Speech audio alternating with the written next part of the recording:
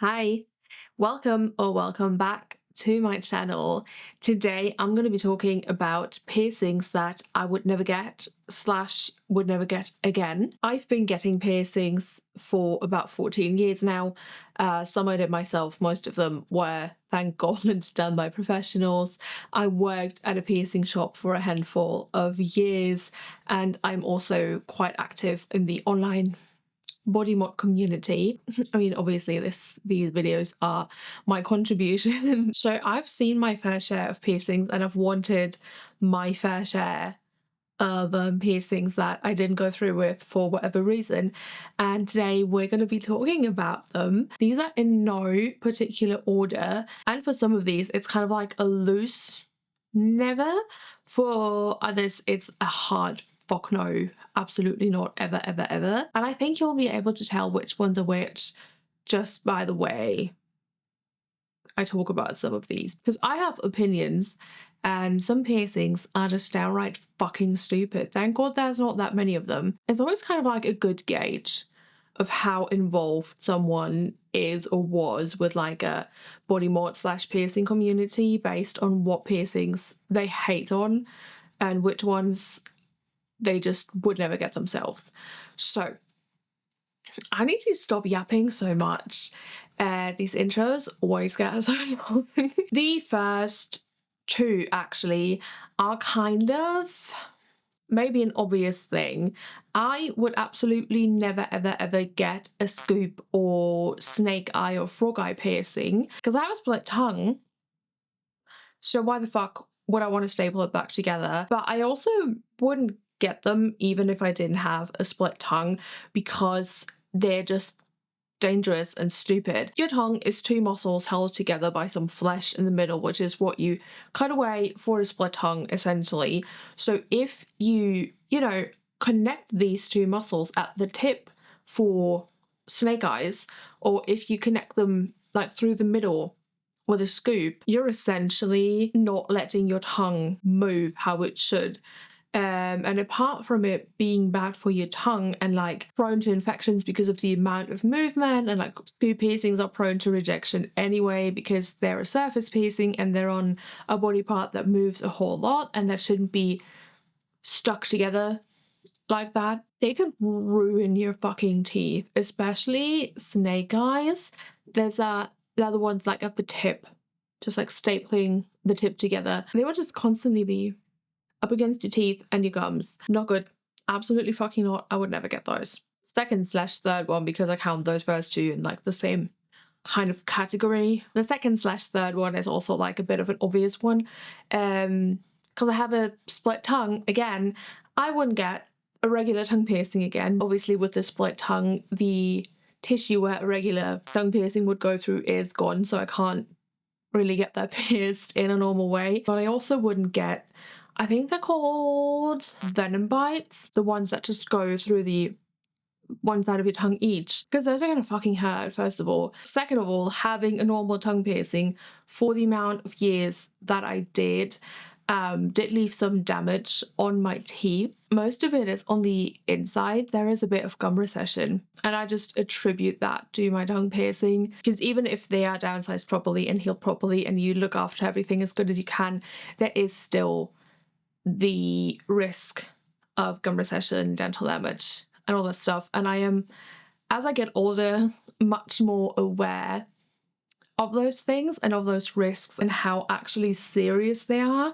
than I was when I was getting my tongue pierced and all these other things. So I would never get a normal tongue piercing again either. I don't see myself really ever getting any more ear cartilage piercings. I tried.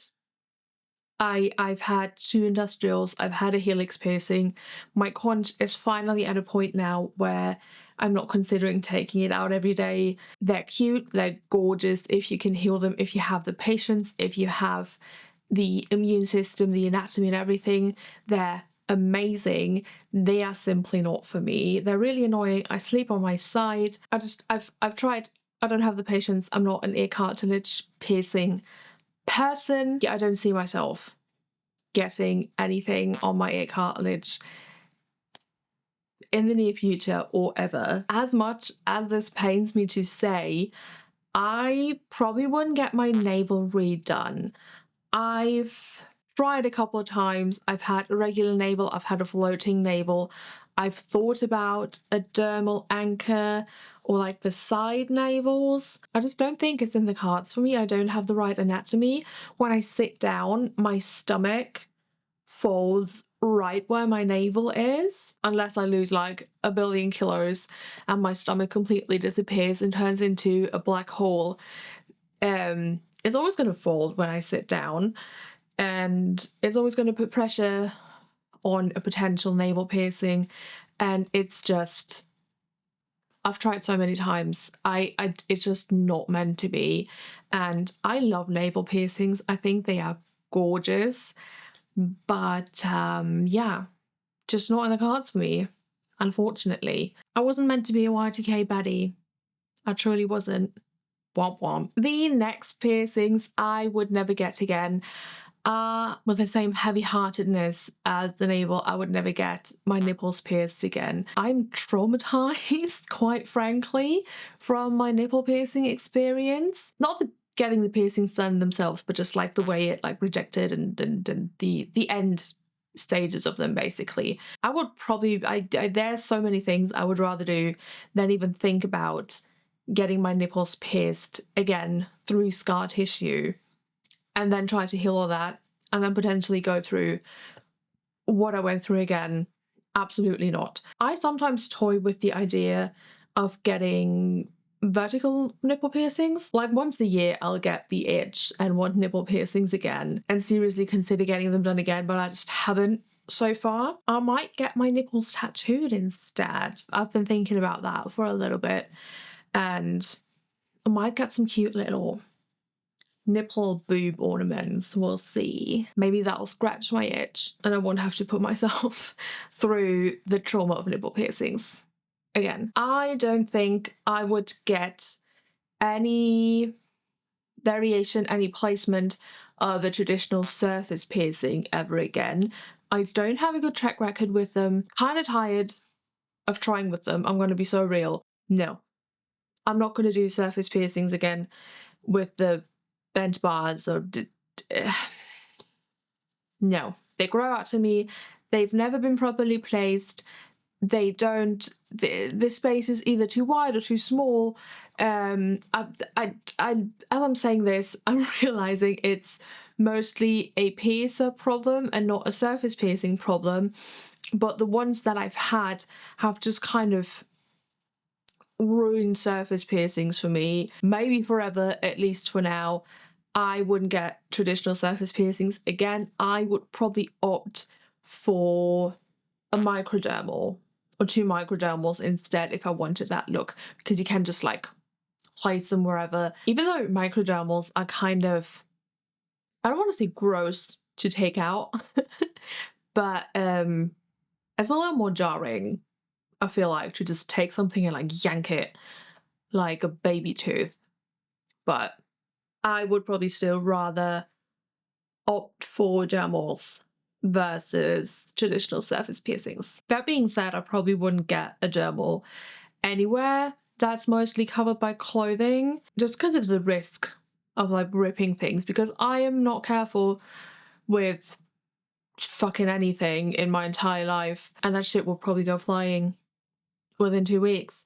I also wouldn't get a microdermal in a tattoo, like as an eye or like the middle part of a flower and stuff like that, because while I do think it's really cute and it reminds me of Ed Hardy stuff, like it is definitely a vibe, I don't know if it would be worth it to me to potentially ruin the tattoo forever, because it could leave scar tissue that, you know, the ink doesn't hold or whatever. I probably wouldn't get a microdermal inside a tattoo.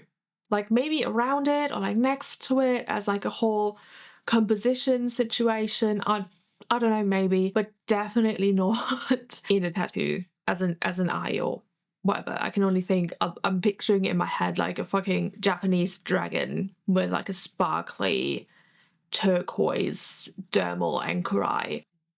is what I'm seeing in my mind the entire time I'm talking about this. I probably would not get a Mantis piercing or a Rhino piercing. With both of these, I love the look. Everyone I've seen so far who has either of those, they are so gorgeous. They are really cool piercings. I just don't want to crowd my nose too much because I already have like a good amount of shit going on in this area. I think there is enough room on my nose, we can all agree. I just don't think I'd vibe with it in the long run. I've glued both of those on just for shits and giggles, and I have seriously considered a Rhino piercing before. I ended up not going through with it because I couldn't find a piercer who I would trust to do it properly in my area. There's just a lot on my nose. And even with my downsized nostril piercings, it's just not, I just don't think they work on my face. I also probably wouldn't get high nostrils. This one kind of pains me because I think they are beautiful. They're really, really pretty and I love them on everybody I've seen them on, but I have glasses and I was already worried with my regular nostril piercings of them being like in the way, and it's a close call sometimes, I'm not gonna lie. But with high nostrils, there is not a chance. I don't think they would survive. There just isn't. You can tell there's just not enough room, and I love big glasses, and I'm not going to switch to contacts anytime soon. I'm never going to get LASIK, so unless Jesus comes down from the heavens above and heals me of my blindness, I may never have high nostril piercings. I think they are so cute with like bigger stretched bottom nostrils, and then you have the high nostrils and you connect those with a chain, or you have like really intricate, cute, tiny, dainty jewelry in the top ones. Oh, such a look. Such a fucking look. I fear that is not in the cards for me anytime soon or ever, so RIP to my hopes and dreams. You can tell I wrote this list, or I kept adding to this list over the course of a couple weeks or months, because the next one I have is a vertical Labret, and it is true I probably still wouldn't get it, but I wrote for my reason for not getting it, I wrote because I just don't like the look, and that is not true. I've grown kind of fond of them because I've seen some really pretty people have like really cool attachments like stars or hearts or just like any shape thing on the bottom ones, and those look really cool, but I still don't think I would get one. I've tried it, I've tried the filters, I've glued it on. It's just not, there's just something that I'm not vibing with. Plus, it would probably piss me the fuck off to constantly have something on the top ball if I'm wearing a lipstick. One of my main pet peeves is like having any kind of makeup on any of my piercings. I hate it. I really hate it. And there's no way I'd be able to keep the top one clean. So I don't see myself getting a vertical Labret or an Ashley piercing anytime soon. Even though I think they are very, very cute. They are a vibe. Absolutely. We are now down to the last two. The second to last that I'm never going to get are angel fangs. I like the idea of them. I like the look of them, obviously, because I have angel bites. I feel like we are in for some really, really nasty rejection stories about angel fangs in the near future, because they're like a fairly new piercing. I'm not saying I know better than everybody else, because there are reputable piercers performing them and there are lots of people who've gone on really well with them, but it's just one of those feelings. I feel like those are just kind of super, I just have a feeling about them. I don't know, I can't verbalize it at the moment. I wouldn't get angel fangs. I'd probably get those L or J shaped thingies and just throw those in my angel bites for like the vibe for photos, or like a day maybe. Maybe I'm just being a hater. Who knows? Sometimes I am. And finally, the grand finale, the thing you've all been waiting for, that I would never get pierced. There really isn't a ranking to this list. It was just the last thing I thought of when writing this list, is a Nasallang piercing. They look really cool. Anyone who has them is a complete hard ass with fucking balls of steel, honestly. Also the people who perform them, I'm not gonna lie. I'm a huge baby. Absolutely not. I don't see myself ever getting a Nasallang.